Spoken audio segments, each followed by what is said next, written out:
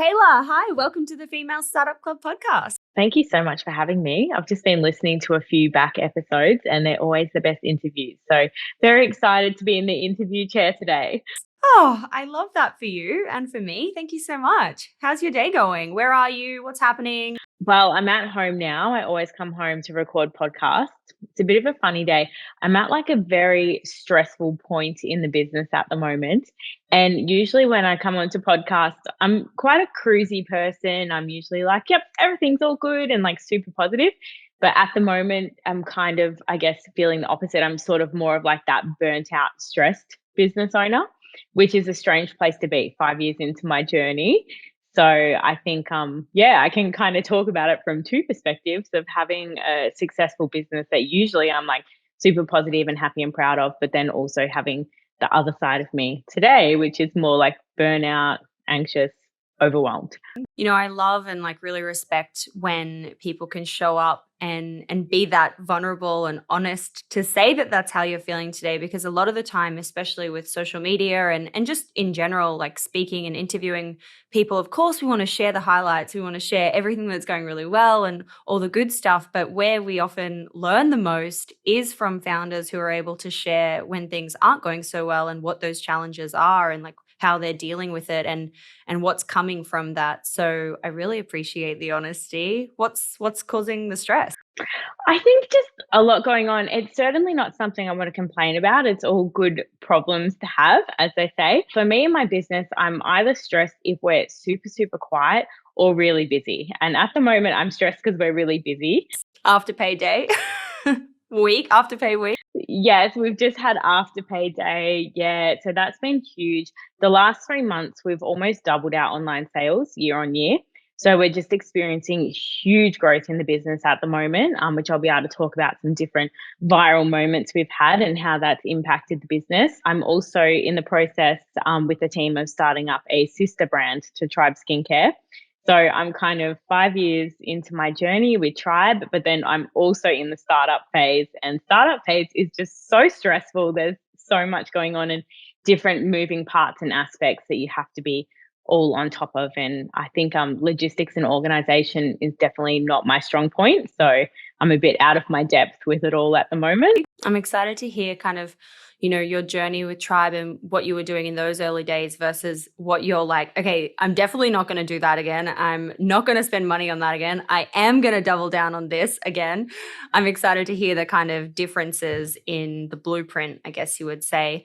Just one last question on the burnout and the stress side of things. I feel like often as entrepreneurs, you can hit a bit of a place of burnout and kind of being like, oh shit, I'm just like kind of not replenishing my energy levels. I'm like on a bit of a downward slope. How are you coping personally with burnout? And what do you do? Like, what are your self rituals that are helping get you through that feeling of burnout? Well, I think I do a little bit of a silly thing. It's the opposite of what I should be doing. It's almost like this self sabotage that when I'm really busy and stressed, I take on more things.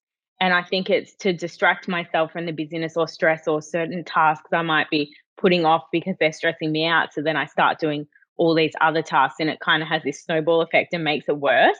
And then it gets to a point where I'm at now where I'm like, okay, actually, I'm really burnt out and overwhelmed. I've got too much work to do. I'm so behind on everything.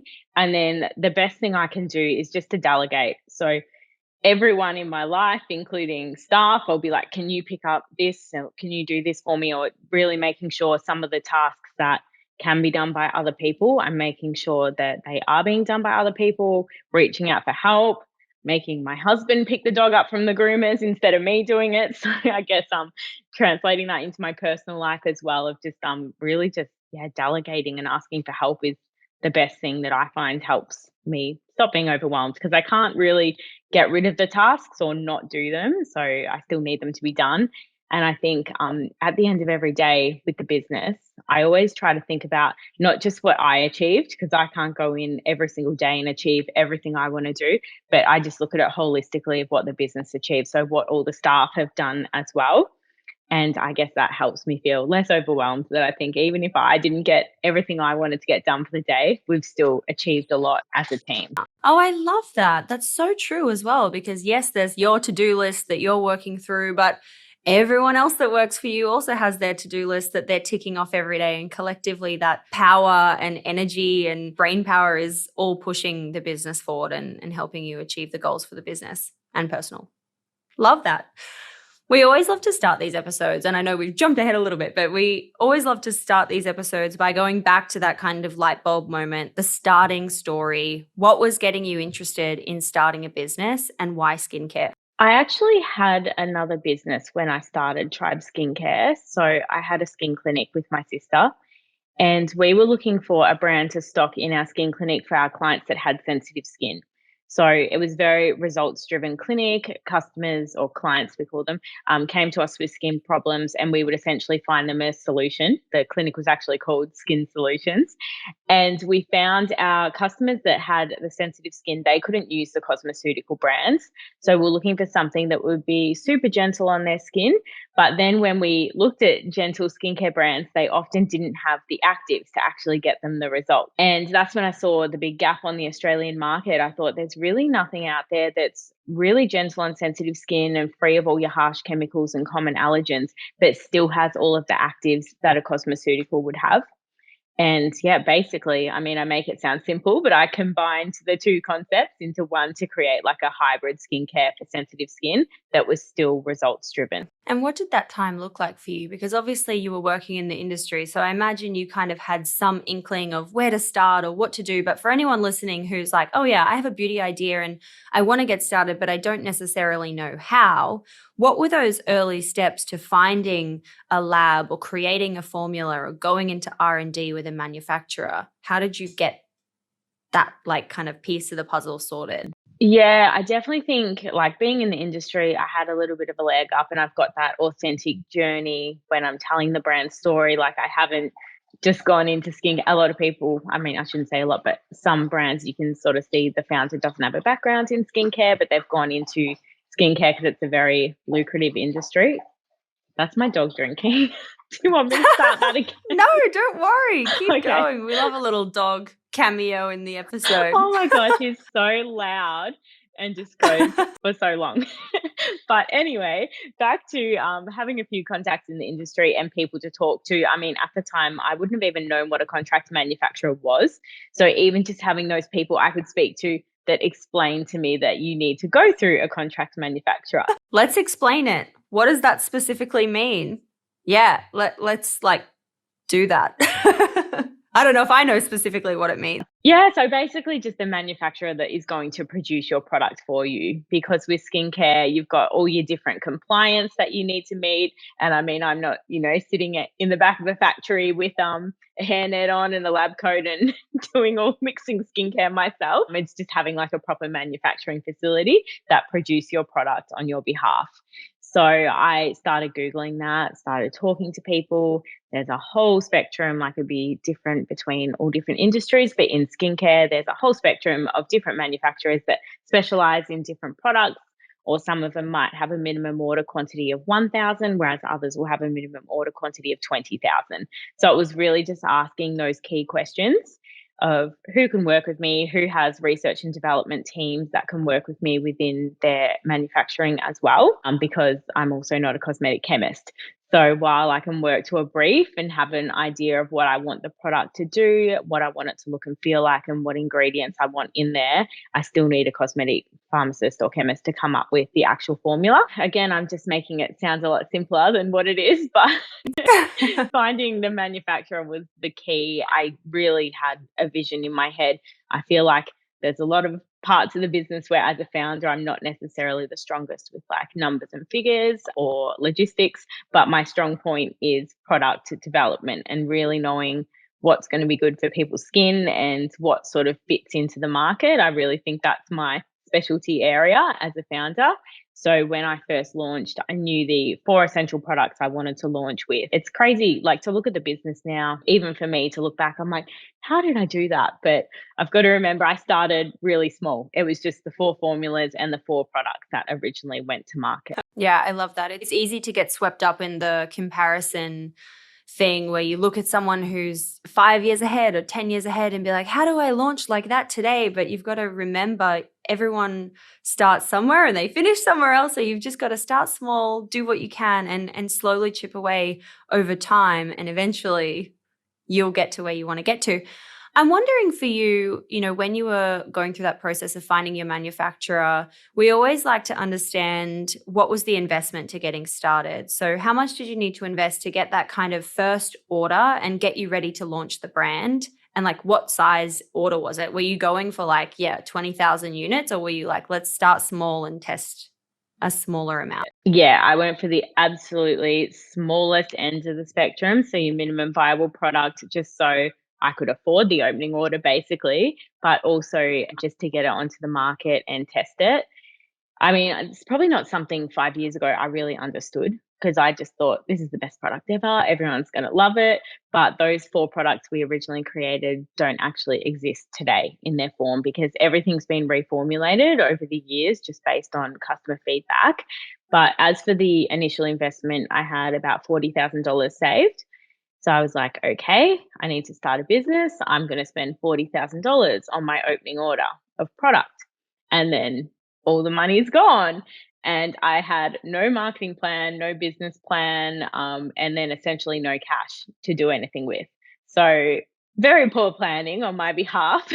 I don't recommend anyone does it that way. But yeah, so I guess that's when I had to think, okay, how am I going to sell these products? And 5 years ago, Instagram was still sort of in its golden day where you really could reach new audiences and grow a following on that platform. So I really just started with gifting to influencers and growing our audience over there. So luckily, I didn't need a whole lot of marketing budget to begin with.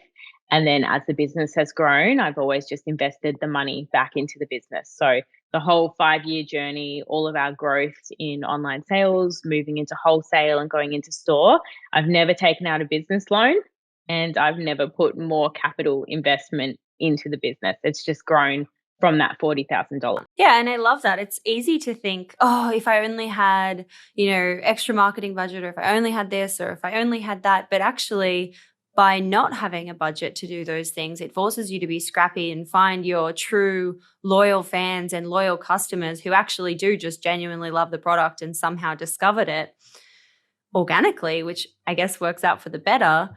So in those early years, you are focusing on Instagram. Sounds like you're tripling down on Instagram micro influencers and spreading the organic kind of word of mouth. What are the pivotal moments that push you forward in the business over those early years? I always say that when we started working with Brittany Saunders, the entire business changed. So we were so lucky that early on in the piece, she started working with us. I think the brand had only been on the market for around about 3 months when we got her on as an exclusive ambassador.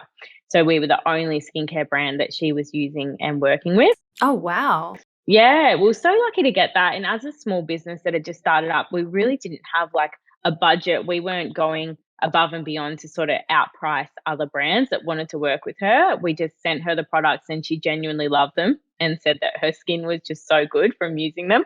So we're very lucky in that respect that she loved them. And then, yeah, just basically had her on an exclusive contract for, I think, just over a year. And that's when I was like, oh, this business can really be a thing, because we might be paying her $5,000 to do one post, but then that night would get $20,000 of sales. And I could see such an obvious instant return on investment that I was like, this is how I'm going to grow the brand. Like, before I put money into anything else, if you're spending $5,000 on advertising and you're getting $20,000 of sales in 24 hours, you can see that you're clearly getting a positive return. And then I guess being skincare, we're so lucky it's a consumable product. And because we're for sensitive skin, when someone with sensitive skin finds a product that works for them, they're likely to stick with it for years and years. So even now, 5 years down the track, we've still got people who said, I discovered you through Brittany Saunders back when she was posting, and they've become basically a lifetime customer. Holy shit, that is so cool. I know that Britney, now in the landscape is really well known. Was she at that point a very known kind of influencer, or was she still at a micro level? She was already very well known, probably in the same way she is now, but her brand has changed a lot, that now she's very entrepreneurial and known as like a businesswoman, really, and has all of her own really successful businesses. Back then, Brittany's main bread and butter, I guess, was beauty influencing, and she was really known as like one of the sort of key beauty influencers in Australia. She's just so personable and trustworthy. So I think, yeah, people know she's very genuine. A lot of loyalty. Yeah, a lot of loyalty to her as a person. I read that in that first year, you did like $1 million in sales. It sounds like a lot of that growth really happened from the combination of finding that kind of unicorn influencer who really shifts the needle, plus actually products that solve a real problem. So word of mouth spreads. And I'm wondering, that's so great. $1 million.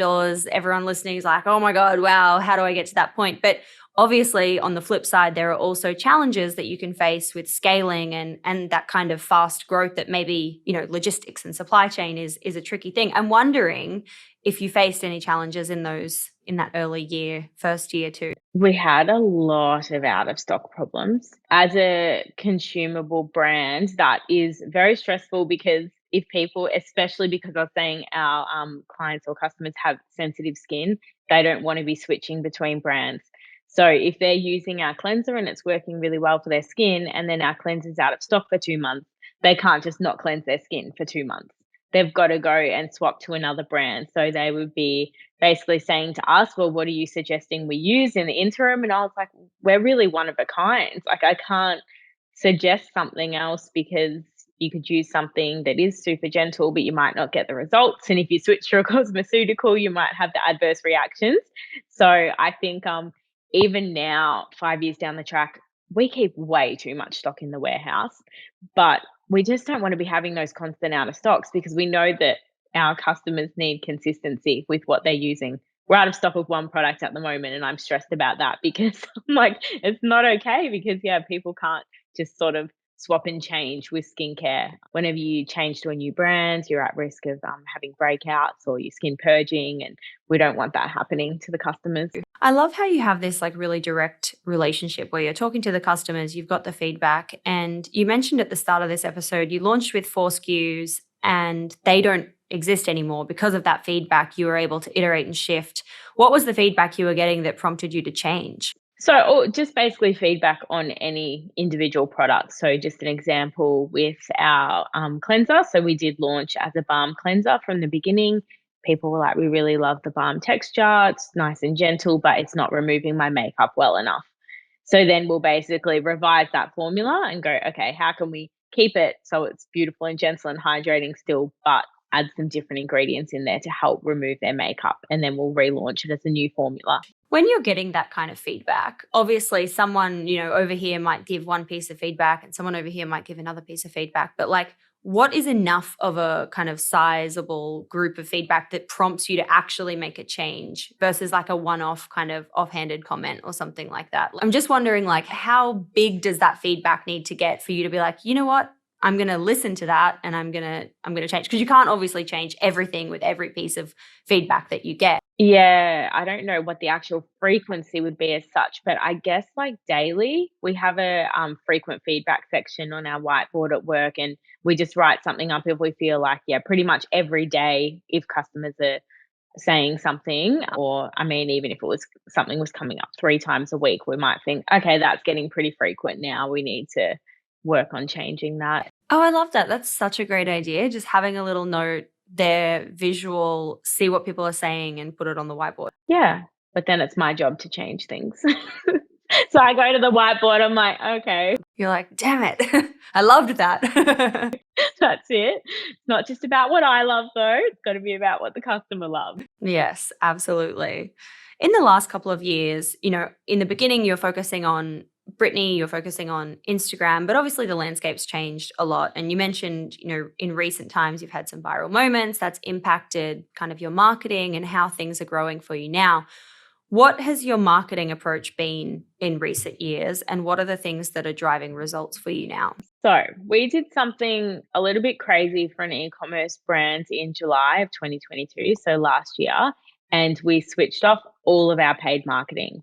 So that's across TikTok, Google, Facebook, and Instagram. And the reason for doing that, firstly, the initial motivation was I got banned from Facebook and Instagram ads. And that was because I kept trying to sneak through before and after images in the ads. So completely my fault. Oh, that's not allowed. Right. No, and I got the warnings to say you can't do it, and then I tried to sneak a before and after in, like, the middle of a video thinking that the algorithm wouldn't pick up on it, and of course it did, and I got banned. So I was like, "Okay, great. I can only do advertising on, TikTok and Google has never really been that successful for us. It's very, very expensive if we wanna bid on keywords like skincare for sensitive skin, and then the conversion's low because you're getting basically new people discovering the brand all the time that may not necessarily know the brand's personality or have seen it that sort of 7 touch points before they purchase. So Google just very not cost effective. TikTok is cost effective, but we get very low conversions as well. And then Facebook and Instagram was working for us, but we couldn't do it anymore. So I guess when it got switched off, I was like, okay, what's going to happen? Like, this is going to be a really big deal, really detrimental to the business. And then suddenly it wasn't. And the weeks went on and our sales weren't changing. And I guess that's when I really thought, where are all our customers coming from? And we realized it's really just from recommendations with friends and family. So when you think about what skincare you're using, it's probably not because you saw a Facebook ad of a brand you've never heard of and decided to purchase it. It's probably because your friends and family have told you about it or someone you know is using it. So we thought that's what's working for us. That's what we need to focus on and really scaling that. So the way we do that is, I guess, well, just getting more customers and hoping that they talk about us. But EDMs and SMS marketing is a way we can kind of nurture our existing audience. And same with Instagram, because we've already got our community on there. I think it's quite known that brands aren't really growing on Instagram anymore. And then some brands think, okay, that's not working. We need to switch to TikTok. Whereas we see our brand's not growing on Instagram, but we've got this amazing audience and community who we've nurtured over 5 years. We don't need to forget about them just because TikTok's the new thing. So we really think of Instagram is for nurturing our current customers. And then we use TikTok for our new customer acquisition. So that's really about trying to show up on people's For You page and telling them the brand journey from the beginning to try to get new customers that way. I love that. That's so true. You shouldn't forget about your existing engaged community just because there's a new hot thing over somewhere else. Do you still focus on kind of micro influencers, and is PR a big piece of your strategy? Yes, PR, I should have mentioned that. That's a big piece of the strategy as well and a huge sales driver for us because I think PR really allows you to tell a full story. It's not just an ad. People are so sick of seeing ads these days. They just scroll straight past them. PR is really about storytelling, and we can tell the story of Tribe Skincare from the beginning as me as a founder, like you do on a podcast like this, tell the story behind the product as well. So, yeah, PR is really effective for us. What was the other thing you just said? Micro influencers, or influencers in general, rather. Yes. Okay. So our influencer strategy has really changed as well. We're using influencers more as content creators. So a lot of the time we'll be paying them to create content if we've got a new product coming out and we want to demonstrate how to use it or what results it can give. We'll pay them to create the content. We're not necessarily paying them to post on their own page to reach their audience. And then we do a bit of sending out to micro influencers as well, and that's across TikTok and Instagram, but very different to years ago when I would have just basically pumped any amount of money into influencer marketing, knowing I was going to get such a big return on it. I just don't think that brands are seeing the same return these days. You've got to be a lot more strategic about what you're doing. You're going to get probably less results than what you got years ago, but you're also going to be paying 3 times the price. So I don't think that the return on investment's necessarily there anymore. Yeah, absolutely. I agree. It definitely feels like it's really shifted from those early days.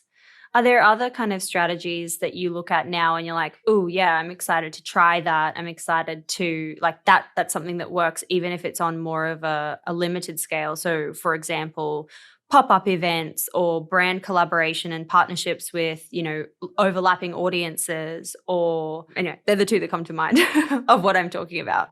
Love any kinds of brand collaborations where you can, overlap your audiences. I just think that is such cost-effective marketing.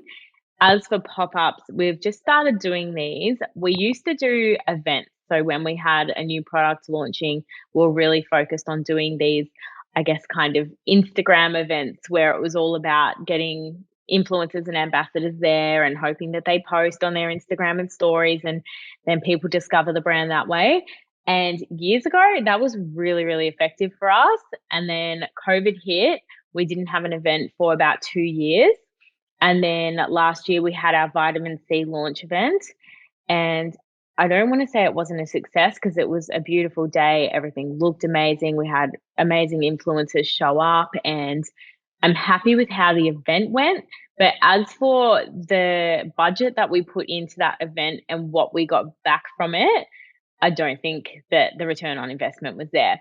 So we tested out our first ever, we'd done pop-up stores before at our own events, but we did our first ever like Westfield pop-up in October last year. And that went so well. For what we put into usually like a 4-hour event, we could afford to have an entire pop-up setup in the middle of a Westfield Centre for 2 weeks. So to me, that was a bit of a no-brainer. I'm like, okay, that's where I'm putting the money now. What's the kind of budget for something like that? About 30,000. Yeah. And then you're also obviously getting so many different eyeballs from a variety of different people walking through the Westfield.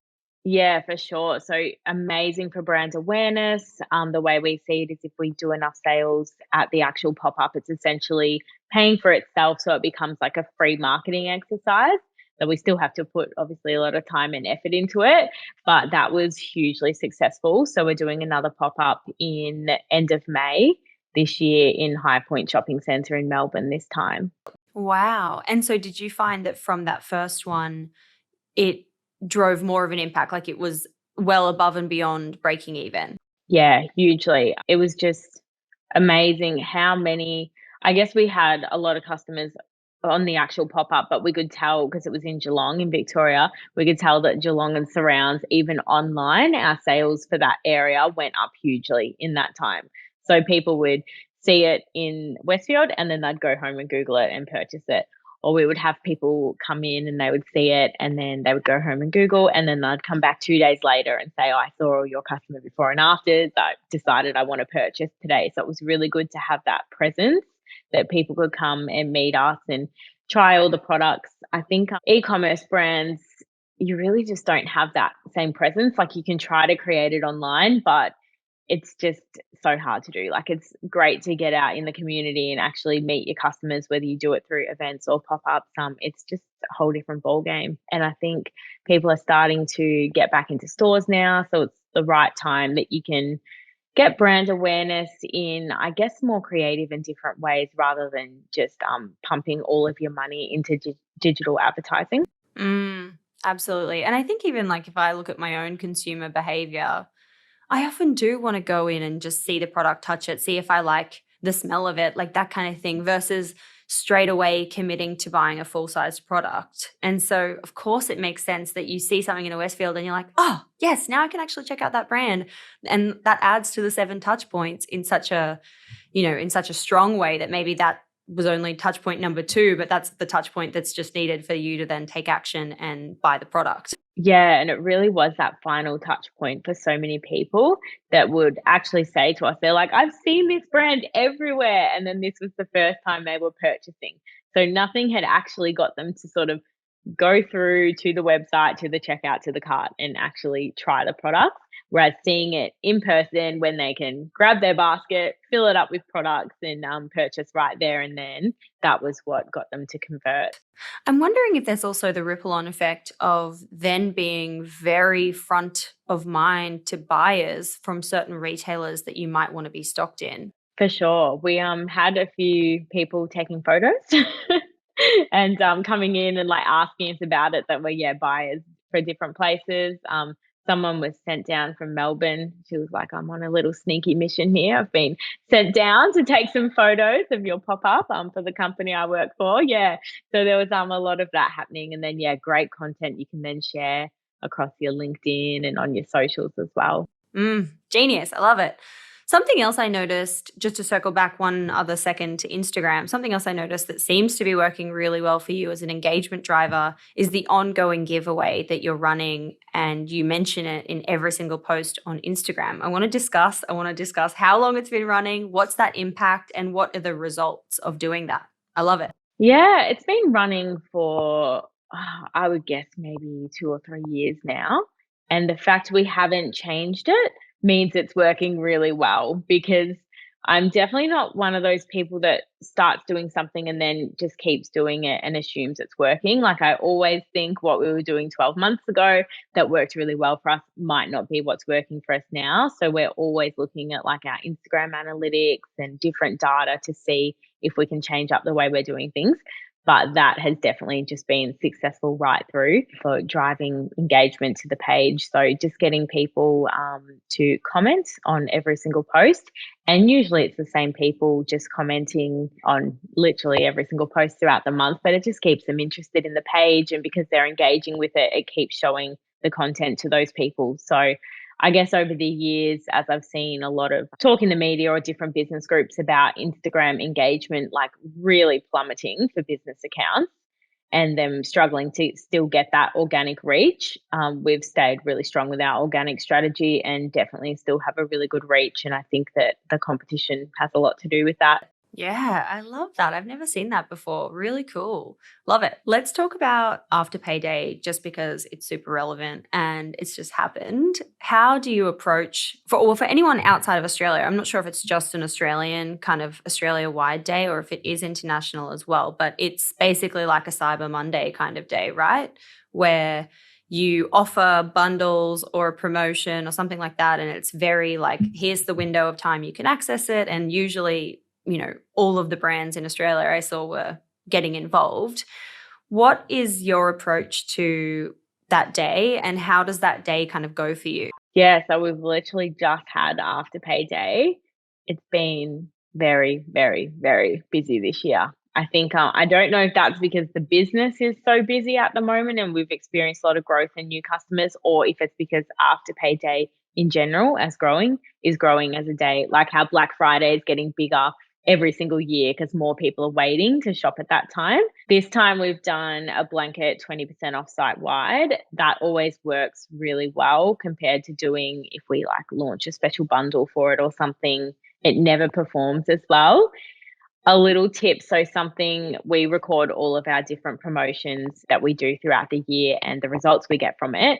And the promotion that just keeps coming up as our top promotion, so in terms of revenue and number of orders we're getting from it, is when we do a mystery discount. So it's basically you have to get to the checkout and then you enter the mystery discount code, and they don't know if they're going to get 10%, 15%, 20%, whatever it's going to end up being. That promo just absolutely goes off for us time and time again. So we're getting a little bit lazy that we keep being like, let's do another mystery discount just because we know that it goes so well. But I think it's just because they've already gone onto the website, they've selected everything that they want, and they're at that cart page. So they're just so close to purchasing. And then they enter the discount. And by that time, they're probably like, I don't even care what it is. I'm just ready to check out.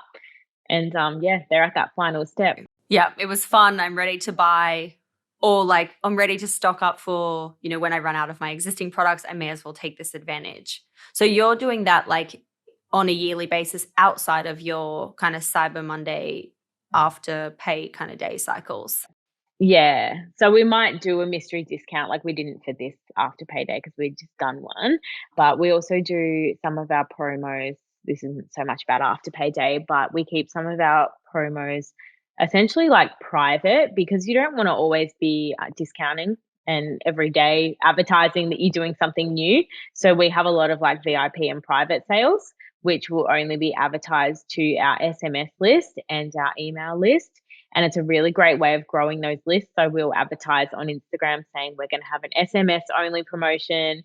Here's the sign up link. And then we'll get a whole bunch of sign-ups because they want to be a part of that promotion. And then whatever promotion we give to the SMS subscribers, we're not discounting publicly. So we're not, kind of ruining the brand's reputation or value in that way. It's just giving our VIP customers a chance to purchase the products with a discount. Oh, that's so smart. I love that. Gosh. Wow. I want to also talk about this new brand. You mentioned that you're, in a whirlwind of all things going on. You are back in startup mode again, and you're kind of figuring out like how to build this brand in today's landscape versus 5 years ago or 6 years ago. Let's talk about what you're doing differently. Let's talk about what you're doing the same. Mhm. So I guess the similarities is this is a beauty brand as well. And then I know like my friends and family I've spoken to about it, they're like, why aren't you just launching more products under the Tribe Skincare brand?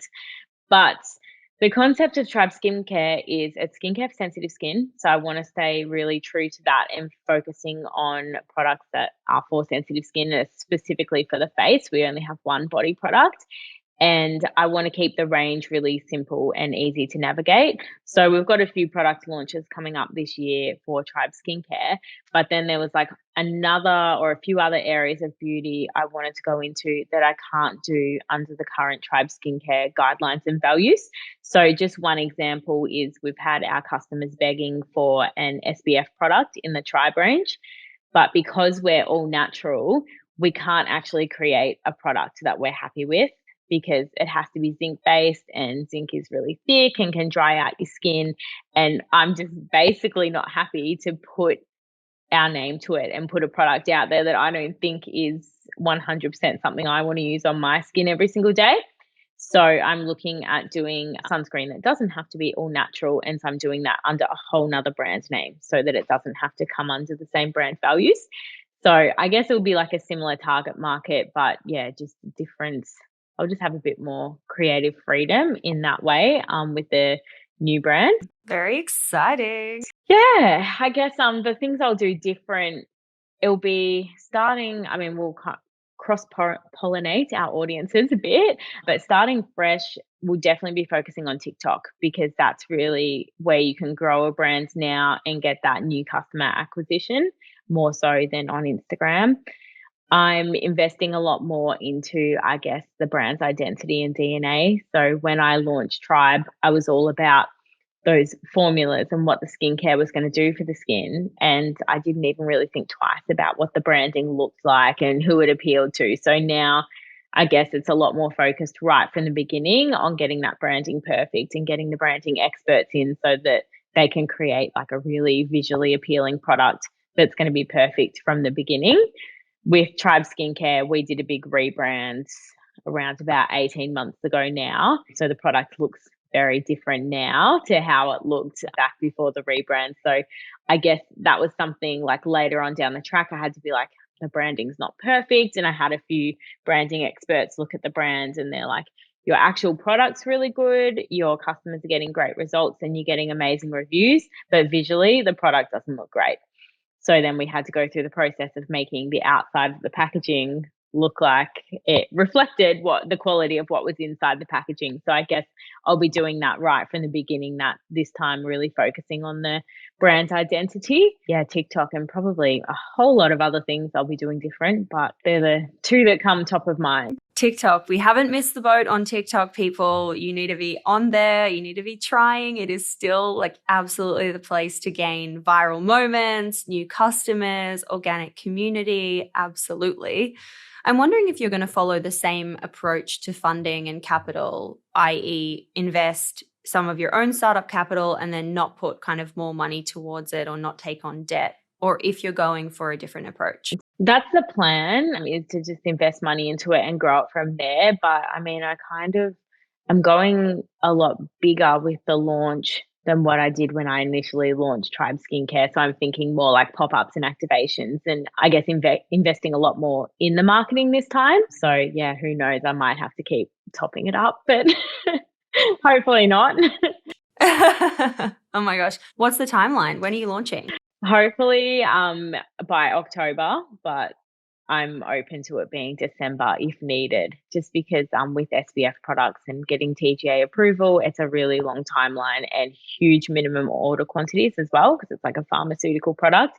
So I guess that's where my investment's coming into it as well, with really having to be like, okay, I've got to go hard with this brand because it's going to be a real thing. It can't be something that just trickles along with like a few sales every day. It's like And so, like, what's a typical minimum order quantity in the sun care SPF space? So about 10,000 units. So then if you have a few SKUs in your range and for whatever you pay per unit, it adds up very, very quickly for what all the opening orders are going to be. Yeah, absolutely. I'm wondering for you, launching this second kind of business and having, I guess, a portfolio of brands, are you using the same team or are you hiring a different team who will be kind of 100% all guns blazing on that second brand? So for now, while the brand's in the startup stage, it's all the same team working on it. But once the brand actually launches and goes to market, that's when I'll separate it.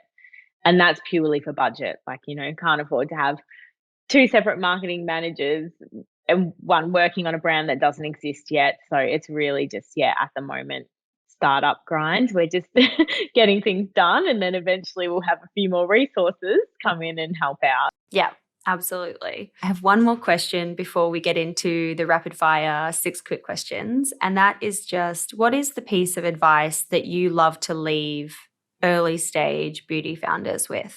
Some advice that I got very early on in my business journey that's always stuck with me is there's actually two things. I'll go really quick and just tell you both. The first thing is you've got your product, your price, and your service. I think that's the three things. And you can only choose two of them to do well, or you're going to be out of business. So people try to do all three really well, and you actually can't really do so and be like a viable business. So, I mean, just an example that comes to mind would be Kmart. And I don't want to hate on Kmart, but say they've decided they're going to do price really well and they're going to do really good service by having 24/7 open stores all around, in every single town in Australia. So they're doing a great price and a great service. So their product can't be great quality because that's the one that they can't do super, super well. And then you think, like Louis Vuitton might say, okay, well, we do a really, really great quality product with like the best leather in the world or whatever they do. And we've got really great service with all our personal shoppers in our stores everywhere. So then they can't do a great price on it because if they try to do a great price, they're going to go out of business. So, what's yours? Yours would be product. Product and service is what we do really well. We offer free express shipping on all orders. So that's what we're doing really well in terms of service. In terms of the product quality, it's really, really good. So we can't do it at a great price. The products aren't super expensive, but they're going to be a lot more expensive than what you find in your chemist or your supermarket because we just can't charge the prices that brands that are in chemist and supermarket charge without giving up our product and service. That is such a great piece of advice. And I feel like that applies for, founders of any industry. That's something really great to think about, those three aspects and where you can really lean into and kind of own that story around that. Yeah, and then you really just once you know what two you're doing really well, you can almost forget about that last one. So, I mean, it does come into play, but we just need to think like our customer doesn't need to be a super price sensitive person. They know we're offering a great product and a great service. So if we release a product, we don't have this anxiety around are our customers going to be willing to pay that price because we already know that they are. Mm, yeah, absolutely. And the second piece of advice? So this is like the red texter theory that someone told me. And this is just before we did our rebrand.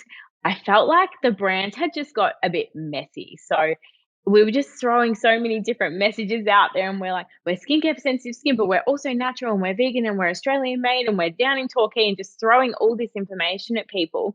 And this marketing person said to me, okay, so your main message you want to get across to everyone is skincare for sensitive skin. So that's the red texter that he's going to throw at me. And then us being, all natural and vegan friendly and stuff, that might be like a blue and green texture or whatever, all these different messages we're throwing out. And he's like, if I throw all of these textures at you, you have to catch the red one. So, throw all the textures. You can't catch the red one because you've got all these textures being thrown at you. So the theory is with marketing, with what we were doing to our customer, was we were throwing too much information at them because we were trying to get all these different points across. And that's where the marketing had essentially got really messy.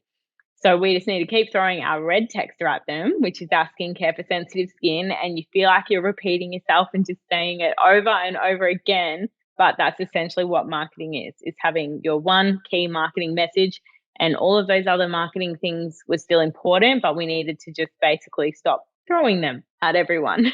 That is so great. I love that. Yeah, it just gave me a bit of clarity. I was like, it's okay just to be repeating, like the whole business is around those 4 words, skincare for sensitive skin.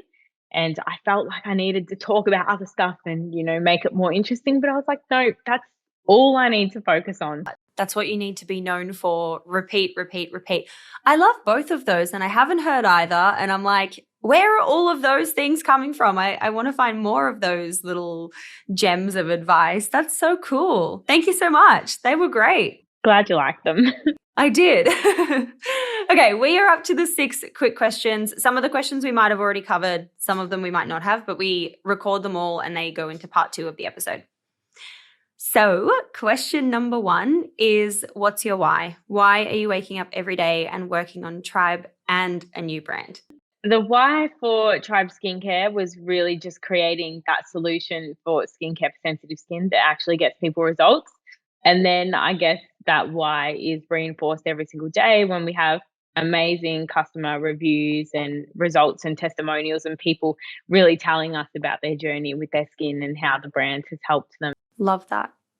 Question number 2 is, what's been your favorite marketing moment so far? I just have to say, working with Brittany Saunders, even though I've said it, I just think that's really that one standout piece of marketing or marketing channel that we've had in the 5 years of the business that really just blew my mind with the results that came from it. I guess any marketing, you look at your results that came or how kind of impactful or memorable it was. And that was really the most memorable. So good. Holy moly. And it's like forever onwards from there. You're trying to chase the same kind of ROI on a marketing campaign. It sets the precedent. I've just given up on it. Yeah, you're like, damn it.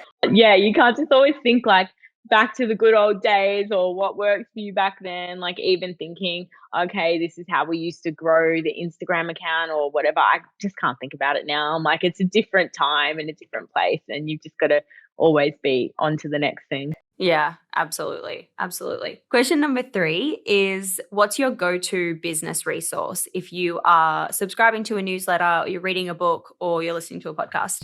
My go-to business resource is definitely podcasts. Right from the beginning, that's something I've consistently done over the 5 years, is listen to other founders' journeys.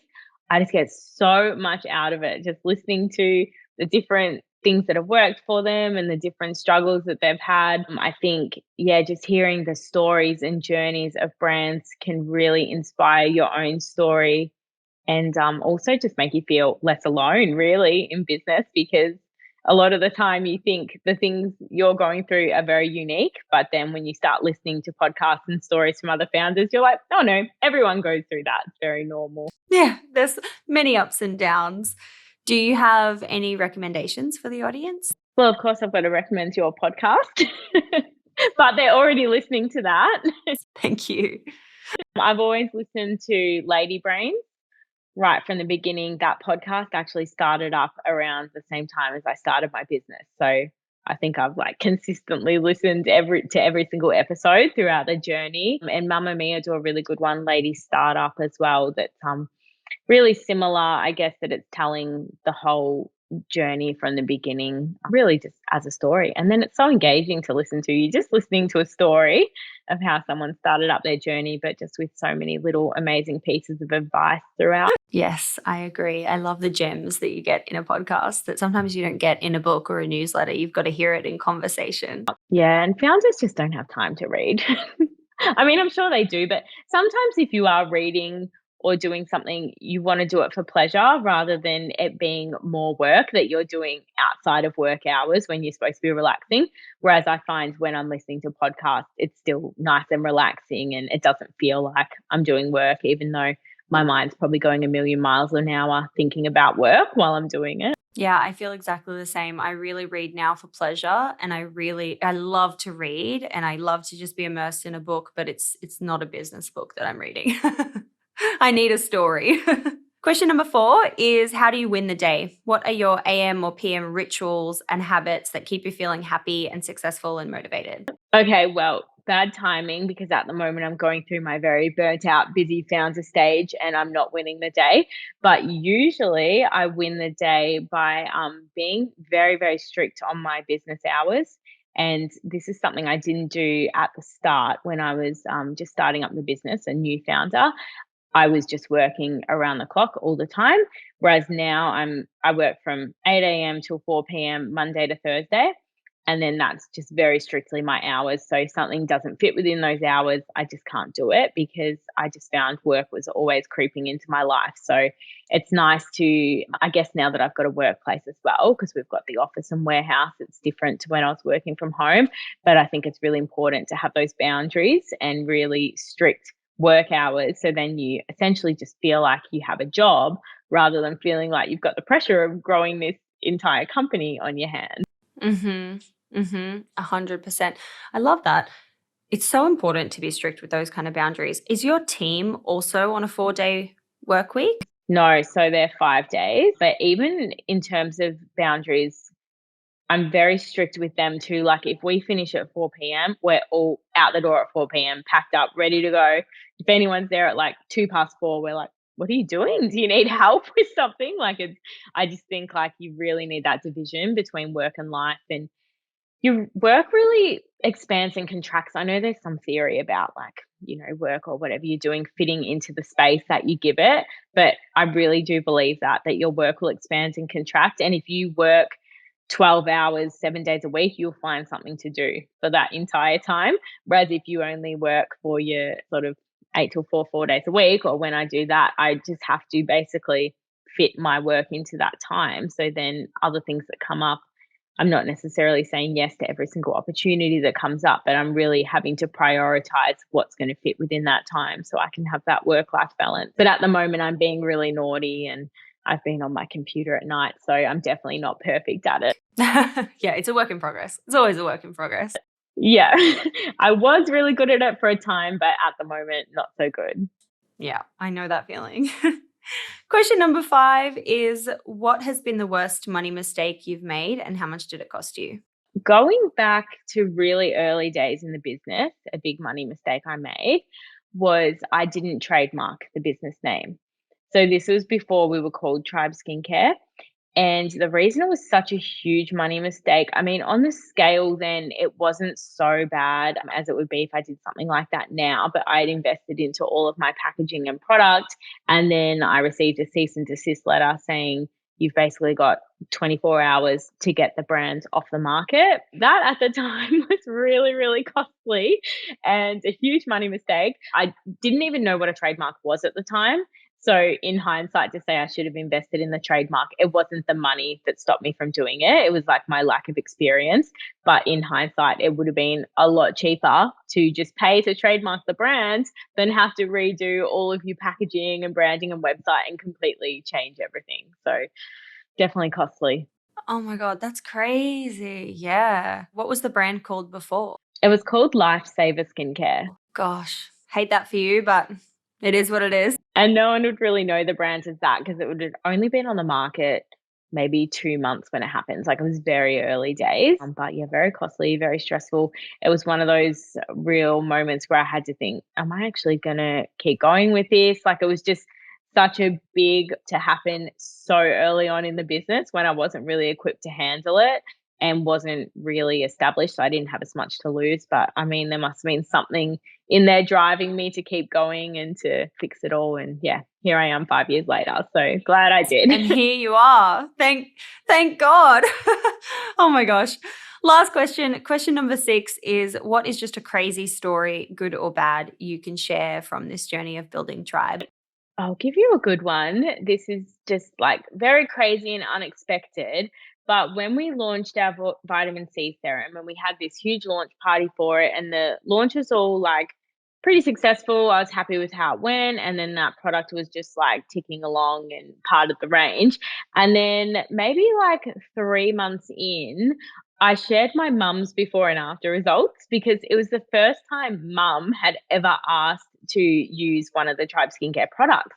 And it was only because her friends had started using the vitamin C and they're like, this new product Kayla's released is so good. You should use it. And Oh then, my God. yeah, so mum got a bit of FOMO and she decided she was going to use it. And her results were phenomenal. She was trying to tell me, she's like, "Oh, I don't really know if it works. Like, it's been okay." And then I showed mum her own before and afters because I took the photos for her. And she was like, "Oh, wow, my skin really is so much better."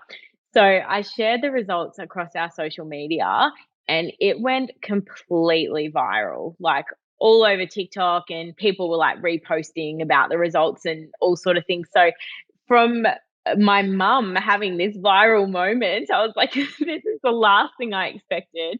Just asking mum if I could share her results. And then she ended up being like all over everything. And she was like in a few news articles, and the product went crazy and sold out like 3 times over. And we just had to constantly keep ordering it and trying to keep it in stock. So that was a very, very crazy time when my mum went viral. I love that for her. Shout out to your mum. I'm wondering why you think that specific story went viral, because you share a lot of before and after photos. Is it because she's mum demographic, so it's different than kind of like a younger crowd? Or like, what do you think? Or why do you attribute that viral moment? I think it was, well, her results were so visible because she was never using any skincare. So to go from someone in their 60s that skincare's never touched their face to then having skincare products they use for a few months, like her results were so, so incredible. And then I think it was something new for us because we repost anyone's results, but because we sort of have that millennial demographic, a lot of our before and afters are in that age bracket. So by showing mums before and afters, it opens us up to this whole new customer base and demographic of people who now are like, oh, Tribe Skincare is something that I can use as well. Oh my God. I just love that. That is so cool. So awesome. Kayla, thank you so much for sharing all of these insights and gems into the behind the scenes of building your business. I've loved this. Oh, thank you so much for having me. That's been really fun.